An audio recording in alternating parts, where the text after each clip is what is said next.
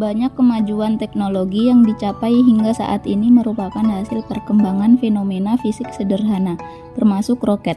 Roket selalu menjadi kajian astrofisika yang menarik untuk dibahas. Perkembangan roket luar angkasa diawali dengan pendekatan roket yang lebih sederhana, seperti roket air, yang telah dikembangkan sebelumnya.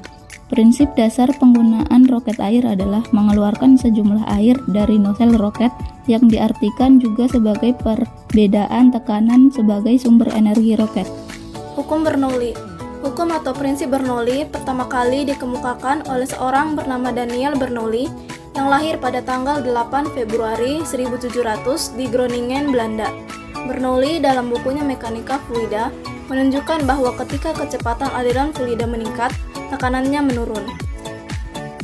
Teorema Bernoulli sendiri didefinisikan sedemikian rupa sehingga tekanan fluida pada kecepatan tinggi lebih kecil dibandingkan tekanan fluida pada kecepatan rendah. Oleh karena itu, ketika kecepatan fluida meningkat, tekanannya menurun dan sebaliknya.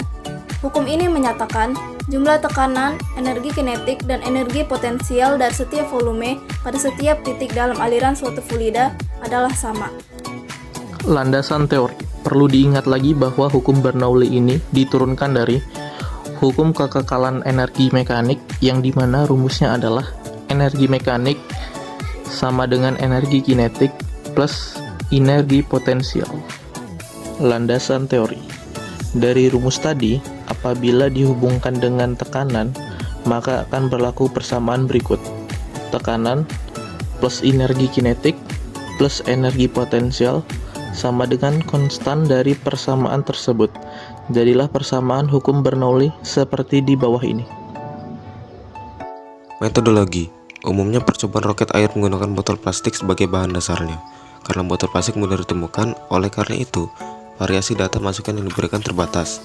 Ukuran maksimum variasi diameter nosel umumnya hampir sama dengan lubang atau mulut pada bagian botol plastik.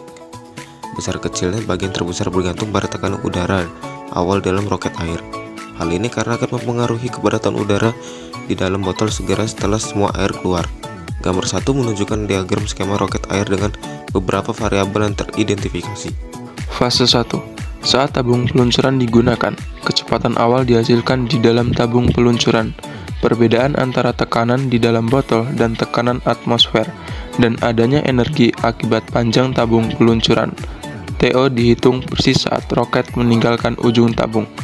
Fase 2. Air yang dilepaskan berfungsi sebagai bahan bakar roket, memberikan daya dorong dan mempercepat roket. Fase 3. Setelah air di dalam roket dikosongkan, udara yang dilepaskan berfungsi sebagai bahan bakar roket dan memberikan daya dorong untuk mempercepat roket. Fase 4. Roket kehilangan daya dorong dan jatuh ke tanah, melebihi ketinggian maksimumnya.